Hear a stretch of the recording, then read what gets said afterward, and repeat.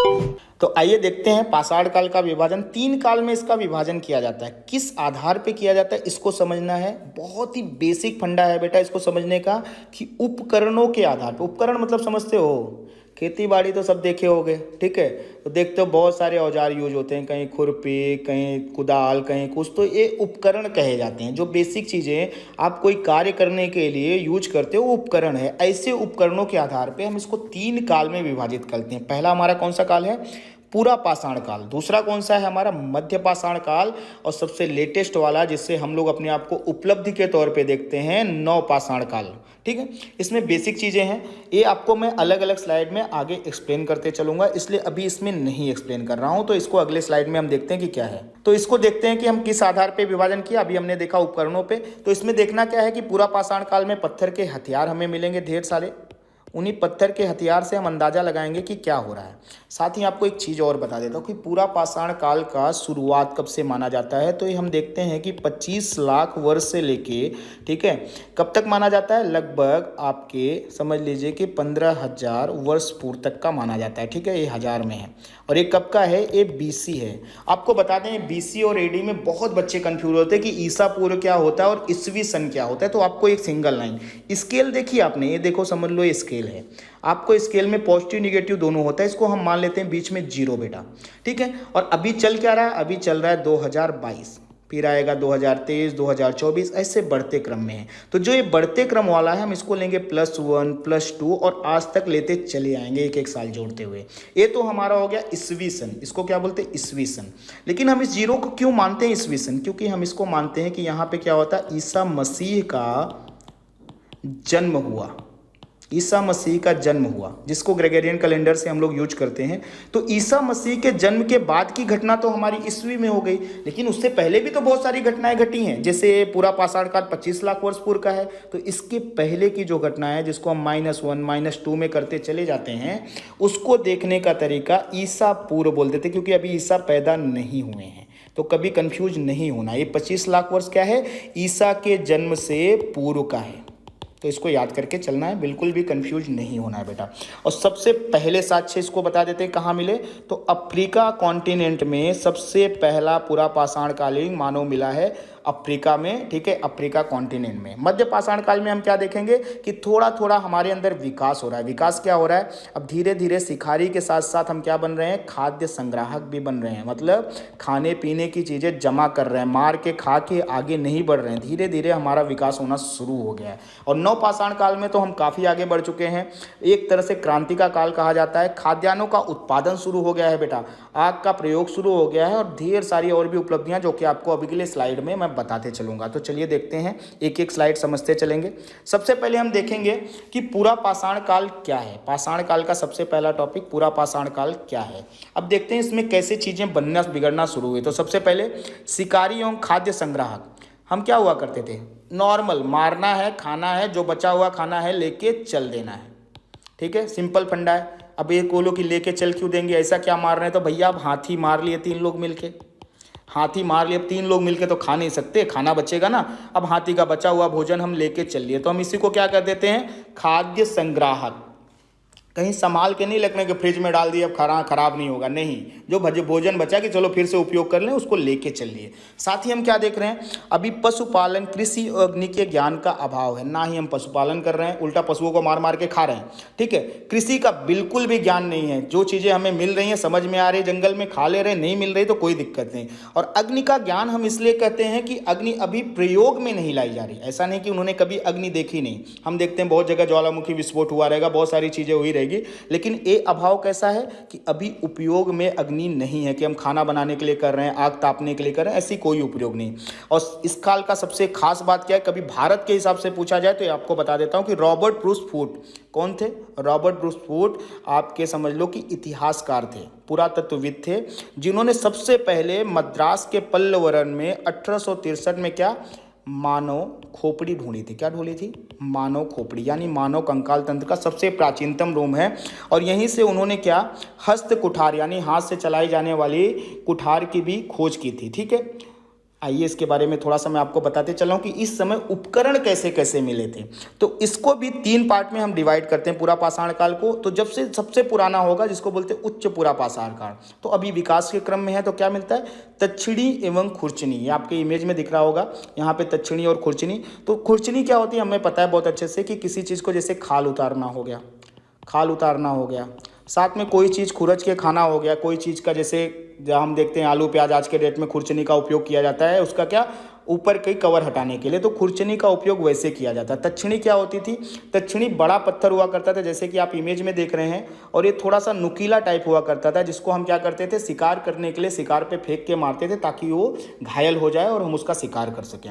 उसी के बाद दूसरा आता है हमारा मध्यपुरा पाषाण काल। मध्यपुरा पाषाण काल में क्या है बेटा, फलक उपकरण। ठीक है, एक क्वार्टजाइट पत्थर से निर्मित होते थे जैसे कि इमेज में मिल रहा है। फलक का मतलब क्या होता है, फलक का मतलब होता है किसी चीज़ को परत निकाल के बनाना, बार बार परत परत परत निकालते चले जाएंगे आप, और एक टाइम पे ऐसा आएगा कि एकदम पतला, देख रहे हैं जैसे कि यहाँ पे एकदम पतला। गांव में कुल्हाड़ी आपने देखी है, एक कुल्हाड़ी का प्राचीनतम रूप आप देख रहे हैं कि एकदम पतला फॉर्म निकल के आ जाएगा। इसी को इसलिए कभी कभी क्या कहा जाता है, मध्यपुरा पाषाण को फलक संस्कृति के नाम से भी जाना जाता है। फलक संस्कृति एग्जाम में पूछा गया है कि फलक संस्कृति किसे कही जाती है, तो मध्यपुरा पाषाण काल को। तीसरा इसमें विभाजन है पूर्वपुरा पाषाण काल। क्या मिला है यहाँ पे मिले हैं क्रोड उपकरण। क्रोड उपकरण का मतलब क्या होगा, एक पत्थर से छांट करके दूसरा पत्थर का हथियार बनाना। जैसे कि हम देखते हैं कि एक पत्थर को मार मार के, आज भी बहुत सारी पुरानी परंपराओं में हम देखते हैं कि पत्थरों से ही दूसरे पत्थर को छांट छांट के दूसरा एक हथियार बना लेते हैं। तो यहाँ से क्या मिला है, हस्त कुठार। ये प्राचीनतम रूप का थोड़ा सा अपडेटेड वर्जन। खंडक, ये देख रहा है इमेज में, खंडक का रूप है। और विदारणी का मतलब क्या होता है कि जो आज के अधिकतम सुई है, पुराने समय में छेद करने के लिए विदारणी का उपयोग किया जाता था।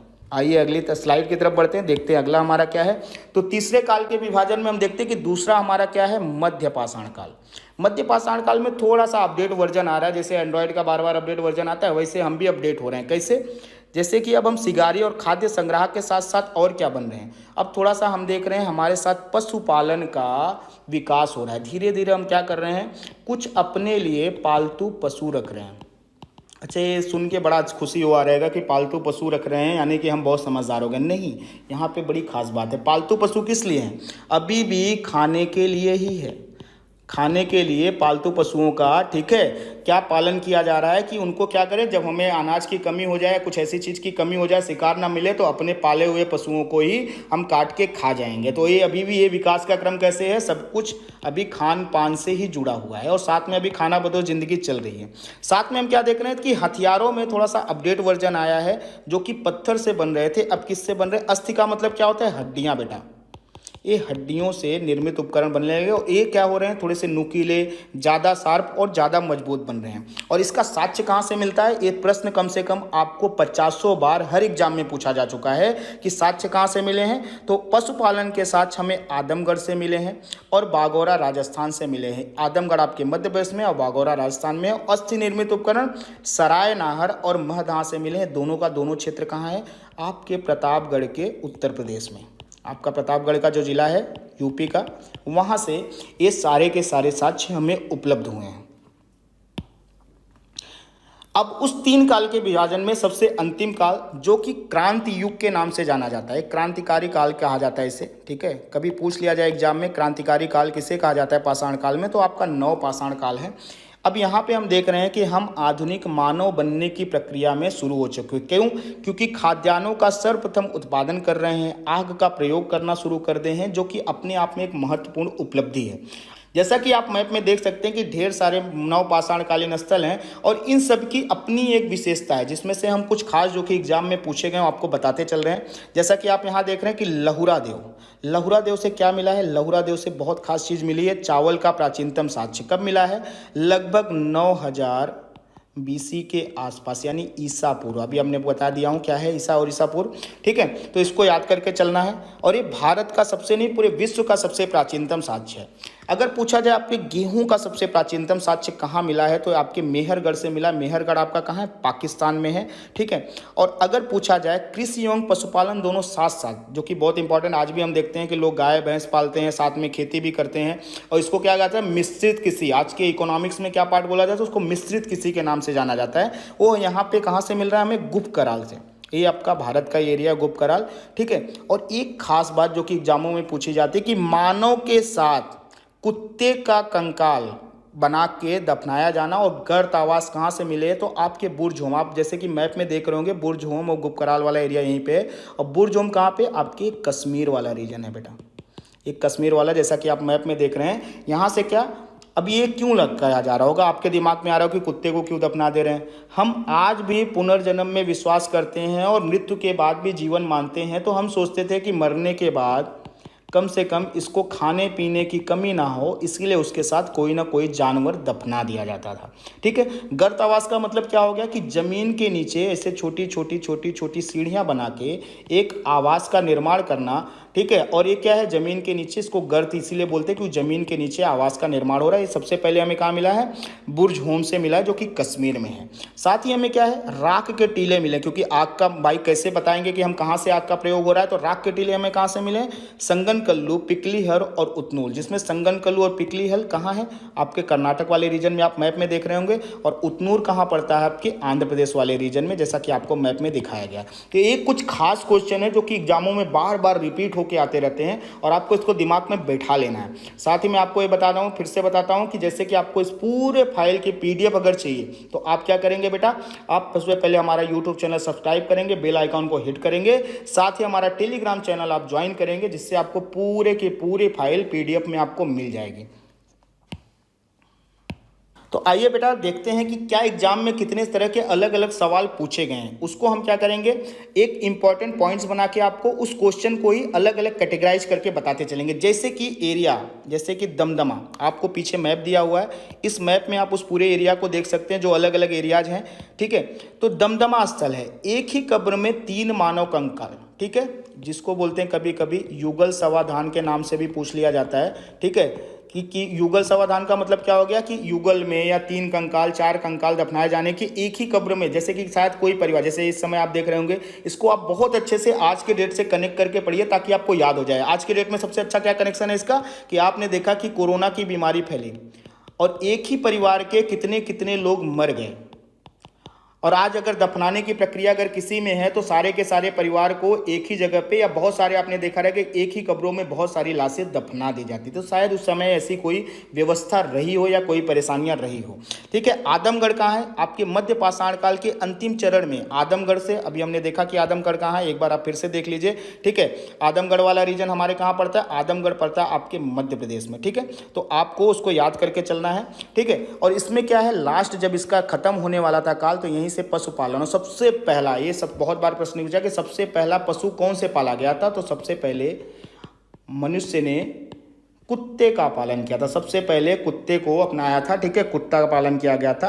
उसके बाद मेहरगढ़ की संस्कृति से अभी हमने पढ़ा कि प्राचीनतम अस्थायी जीवन के प्रमाण यहाँ पे बस्तियाँ बन मिली हैं हमें पुरानी, यानी कि धीरे धीरे अब हम खाना बदोश से क्या हो रहे हैं, अस्थायी होना शुरू हो रहे हैं। साथ में पाषाण संस्कृति से लेकर सिंधु घाटी सभ्यता तक के अवशेष, यानी कि हमारी जो सिंधु घाटी सभ्यता पनपी है उसका अगर प्राचीनतम हम देखें साक्ष्य कहाँ पे, जो लोग बोलते हैं कि बाहर से लोग आए थे, नहीं, यहीं के हमारे लोग थे। उत्पादन बढ़ा, और हम सबको पता है कि जब हमारे पास पैसा ज़्यादा हो तो हम क्या करते हैं, इन्वेस्ट करते हैं। तो लोगों ने जब उत्पादन बढ़ा और इन्वेस्ट किया, और वही इन्वेस्टमेंट अलग अलग चीज़ों में होता गया, जिससे एक बड़ी नगरीय सभ्यता, जिसको हम सिंधु घाटी सभ्यता के नाम से जानते हैं, उसका जनरेशन हुआ। आज में देखते हैं हम हथनौरा। भारत में मानव का सर्वप्रथम साथ नर्मदापुरम होशंगाबाद, कहाँ पे होशंगाबाद, आपके आंध्रा वाले रीजन में, ठीक है। तो ये सबसे पहले मानव का सर्वप्रथम साक्ष्य मिला कि यहाँ पे रहा करते थे। साथ में आपके भीमबेटका की गुफा, जो प्रागैतिहासिक चित्रकला की सबसे बड़ी गुफा है, कहाँ पे है, आपके मध्य प्रदेश में है भीमबेटका की गुफा। 1 लाख पुराने चित्र यहाँ पे मिले हैं। चित्र कैसे हैं, जैसे कि मान लीजिए ये हाथी है, ठीक है। अब इस हाथियों को मारते हुए यहाँ से हम एक भाला बना के एक आदमी खड़ा करके चित्र दिखा दे रहे हैं। इससे क्या पता चलता है कि पुराने लोग बड़े बड़े पशुओं का भी शिकार करते थे। ऐसे ढेर सारे नाचने गाने रहने के चित्र यहाँ से प्राप्त हुए हैं बेटा। साथ ही बुर्ज होम की खोज हमने किसने की थी, डी टेरा पीटरसन द्वारा, क्योंकि बहुत इंपॉर्टेंट है, पहली बार मानव के साथ कुत्ते का कंकाल मिला है। मध्य पाषाण काल में हमें भारत में अस्थि पंजर का सर्वप्रथम साक्ष्य मिलना शुरू हो जाता है, यानी कि अब धीरे धीरे हम छोड़ के भाग नहीं रहे थे लाशों को, धीरे धीरे कहीं ना कहीं उसको रख रहे थे, दफनाना शुरू कर दिए थे, थोड़ा सा सभ्यता आने शुरू हो गई थी, ठीक है। अब आपको थोड़े से कुछ इंपॉर्टेंट पॉइंट बना जिससे आपके दिमाग में क्या होता है जब हम चित्र देख के किसी चीज़ को पढ़ते हैं। ये पिक्टोग्राफी नहीं है, ये चित्र ऐसे जो आपको समझ में आएंगे, आधुनिक आज के ज़माने के हैं, तो चित्र देख के पढ़ते तो हमें याद रहता है। इसलिए हमने एक नया एडिशन आपके लिए लेके आए हैं फ्री ऑफ कॉस्ट कि आपको फोटोज के साथ ही पढ़ाएंगे ताकि आपको हमेशा वो पॉइंट याद रहें। तो चलिए, इसको आपको पीडीएफ पे भी मिलेगा बेटा ये पूरी फोटोज। तो सबसे पहले देखते हैं आज इंपॉर्टेंट पे आए कि हड्डी निर्मित मातृ देवी की प्रतिमा प्राप्त हुई। मातृ देवी का मतलब माता रानी की जो आप पूजा करते हैं, ठीक है, उनकी प्रतिमा कहाँ से प्राप्त हुई? तो लोहदा नाला क्षेत्र है बेलन घाटी में। बेलन घाटी कहाँ है? आपकी उत्तर प्रदेश की नदी है, ठीक है, उत्तर प्रदेश की नदी है, ठीक है, जहाँ पे लोहदा नाला है, ठीक है। और ये लोहदा नाला उत्तर प्रदेश कहाँ है? ये आपके प्रयागराज के आसपास वाला रीजन पड़ता है। तो यहाँ से देख रहे हैं जैसे फोटो में कि किस चीज़ के साथ से मिल रहे हैं हमें। सबसे पहले मातृ देवी की मूर्ति, यानी कि हम देख रहे हैं कि मूर्ति पूजा का प्रारंभ बहुत पुराना है, ठीक है, पाषाण काल से हमें मिलना शुरू हो जा रहा है। साथ ही हम देख रहे हैं एक बहुत खास चीज़ हमें कहाँ मिली? दक्षिण भारत में। जैसा कि आप यहाँ पे इमेज में देख सकते हैं, वृहद पाषाण स्मारक की पहचान की गई है। वृहद का मतलब क्या होता है? बहुत बड़ा, ठीक है, पाषाण का मतलब पत्थर, ठीक है, और ये स्मारक का मतलब पत्थरों के द्वारा किसी आकृति का निर्माण करना, ठीक है। तो ये किस लिए यूज करते थे? मृतकों को दफनाने का स्थान था, यानी जब मर जाता था कोई तो बड़े बड़े पत्थर लगाते थे, उसमें एक छोटा सा होल बनाते थे जैसे कि आप इमेज में देख रहे हैं, और उस होल के थ्रू क्या करते थे? वहाँ पे मृतक को दफना देते थे। ये मानना था कि शायद अगर कभी इसको ज़रूरत पड़ी तो ये सुरक्षित स्थान पर रहे, घर रहे इसका, और कभी इसको ज़रूरत पड़ी तो यहाँ से बाहर भी आ सकता है। इस तरह की हमारी मान्यताएँ थी पुरानी। कम से कम 60 से 70 बार ये सवाल पूछा जा चुका है कि बृहद पाषाण स्मारक कहाँ से मिले हैं? तो दक्षिण भारत से मिले, इसको याद रखना। और किस लिए थे? मृतकों को दफनाने का स्थान था। राष्ट्रीय मानव संग्रहालय कहाँ स्थित है? ये आपको देख सकते हैं कि राष्ट्रीय मानव संग्रहालय क्यों हम बोल रहे हैं, क्योंकि यहाँ पे अलग अलग काल से निर्मित मूर्तियाँ, उसके बाद उपकरण, हर चीज़ मिलते हैं। तो कहाँ पे? आपके भोपाल। भोपाल कहाँ है? आपके मध्य प्रदेश में, ठीक है। गौरिक मृत भांड का पात्र का नामकरण हुआ था हस्तिनापुर में। हस्तिनापुर आपके कहाँ है? उत्तर प्रदेश के रीजन में हस्तिनापुर। और एक गैरिक मृदभांड होते क्या है? गैरिक मृदभांड का मतलब होता है कि डिजाइनर। मृदभांड का मतलब क्या होता है? आप जो भी उपयोग में लाई जाने वाली वस्तुएं थी जो मिट्टी की थी, मिट्टी की अलग अलग वस्तुएं, जैसे कि आप ये देख रहे हैं घड़ा, घड़े को इन्होंने बहुत अच्छे तरह से डिजाइन किया है अलग अलग तरीके से। इसी को क्या बोल देते हैं? गैरिक स्टाइल, ठीक है, इसको बोलते हैं गैरिक स्टाइल, जो कि सजाना होगा, इसी को बोलते हैं गैरिक मृदभांड।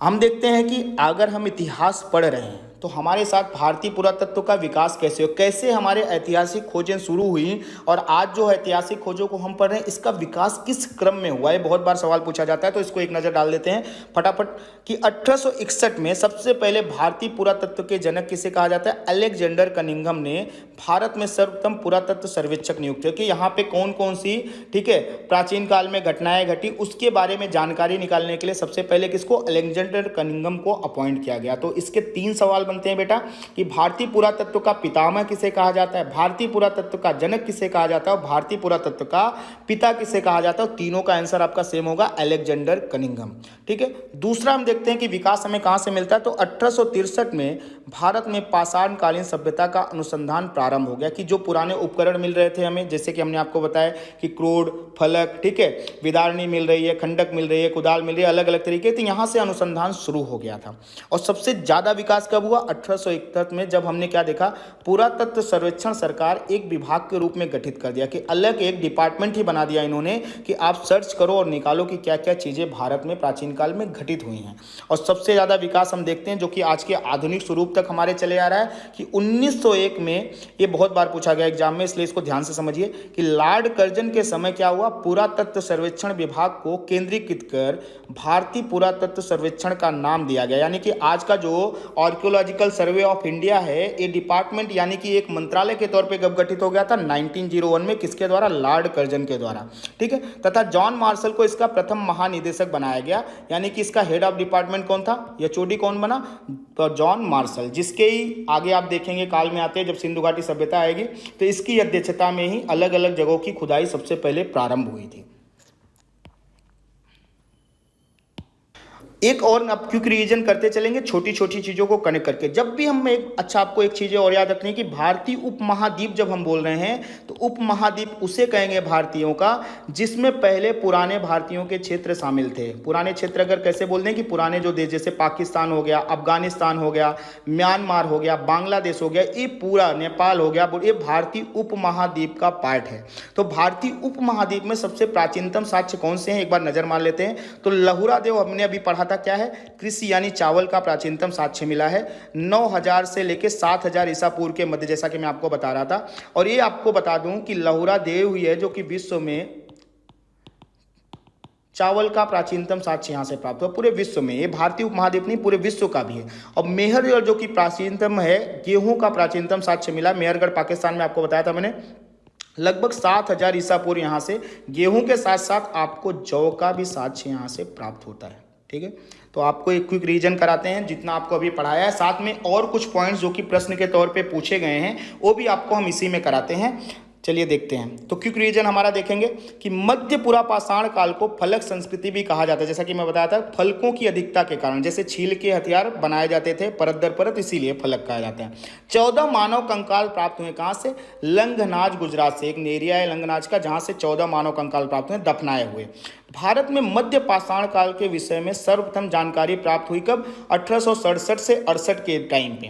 भारतीय उपमहाद्वीप में प्राचीनतम कृषि साक्ष्य वाले स्थल लहुरा देव से प्राप्त चावल का समय निर्धारित किया गया है। अभी मैंने आपको बताया 9000 से लेकर 7000 ईसा पूर्व के मध्य का है।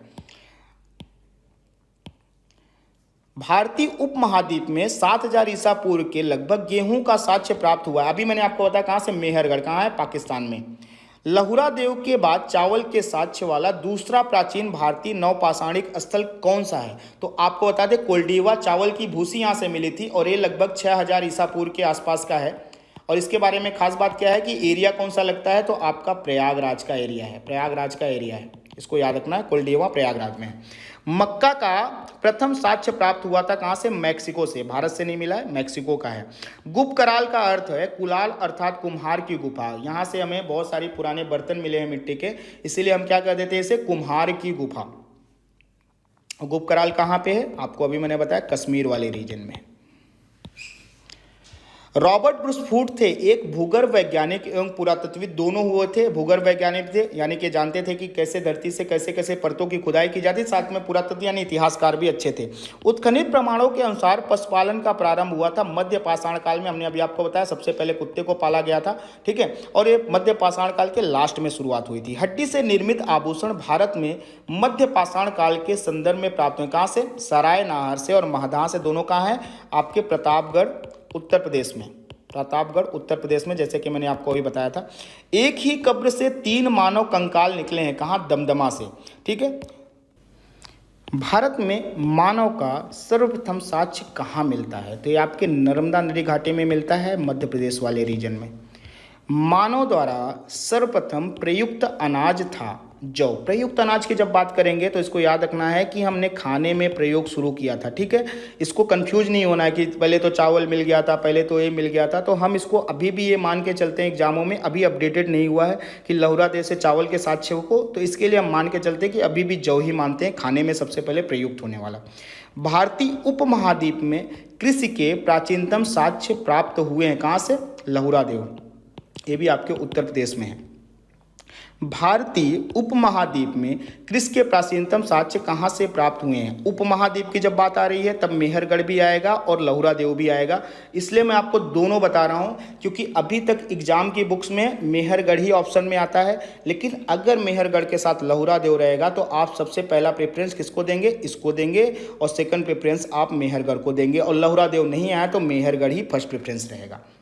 नवपाषाण युग में भारतीय उपमहाद्वीप के उत्तर पश्चिमी क्षेत्र में, ठीक है, कहाँ से शुरुआत हुई थी, आपके पश्चिमी क्षेत्र से, इस महाद्वीप के पश्चिमी क्षेत्र से नवपाषाणिक युग की शुरुआत मानी जाती है। अब इसमें से देख लेते हैं कुछ तो जैसा कि मैंने आपको पूरा चैप्टर इसका समझाया है महापाषाण काल का, तो मैं आपका बस एक छोटा सा टेस्ट लेना चाहता हूं कि आपने ध्यान से पढ़ाई की है, ध्यान से समझा है और अच्छे से उस चीज़ को ग्रैप्स किया है। तो हम सबसे पहले क्या करेंगे, आपको जितने भी टॉपिक पढ़ाएंगे उस टॉपिक के बाद आपको एक क्वेश्चन दिया करेंगे जो कि क्वेश्चन ऑफ द डे रहेगा, और आप मुझे कमेंट सेक्शन में उसका आंसर बताएंगे और आपको ये क्वेश्चन आपके PDF फाइल में ही मिलेगा। तो चलिए आज का क्वेश्चन हम देखते हैं कि क्या है। इतना पढ़ाई करने के बाद आपने कितना सीखा, उसका एकदम सिंपल क्वेश्चन आएगा कि रॉबर्ट ब्रूस फूड थे, क्या थे। आपको 4 ऑप्शन में बताना है कि वनस्पति वैज्ञानिक थे, पुरातत्वविद थे, पुरावनस्पति शास्त्री थे या इतिहासकार थे। आपको इन चारों ऑप्शन में से सही ऑप्शन हमें कमेंट सेक्शन में बताना है। साथ ही आपको इसकी पूरी PDF फाइल, जैसा कि मैंने पहले बताया था कि आप क्या करेंगे, आप सब्सक्राइब करेंगे हमारा यूट्यूब चैनल, बेल आइकन को हिट करेंगे और हमारा टेलीग्राम चैनल ज्वाइन करेंगे जिसमें आपको पूरी PDF फाइल अच्छे से मिल जाएगी। तो आप जरूर कमेंट करके बताइए कि इसका आंसर क्या है। फिर से नेक्स्ट वीडियो में नेक्स्ट टॉपिक के साथ आपसे मुलाकात होगी। आज के लिए आप सभी का बहुत बहुत धन्यवाद।